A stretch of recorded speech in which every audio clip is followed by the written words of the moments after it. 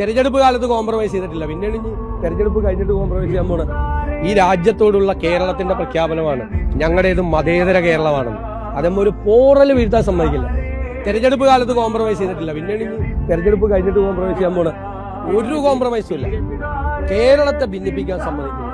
വരാനിരിക്കുന്ന തലമുറകൾ സൗഹാർദ്ദത്തോടു കൂടി, നമ്മുടെ മക്കളും കൊച്ചുമക്കളും സൗഹാർദ്ദത്തോടു കൂടി ജീവിക്കുന്ന ഒരു കേരളം, അത് തകർക്കാൻ ഒരു ശക്തിയെ സമ്മതിക്കില്ല. എന്തു വില കൊടുത്ത് അതിനെ എതിർക്കും.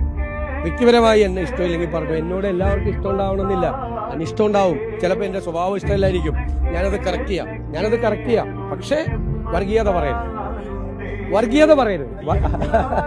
ബിജെപിയുടെ ഔദ്യോഗിക പേജ് വന്നിരിക്കുന്നത് അങ്ങേ മുഖ്യമന്ത്രിയാക്കിയത് പാണക്കാട് എന്ന് പറഞ്ഞൊരു ചിത്രം ഉൾപ്പെടെയാണ്. ബിജെപിയുടെ പരിപാടി എന്താണ്? വിദ്വേഷ പ്രചരണമാണ്.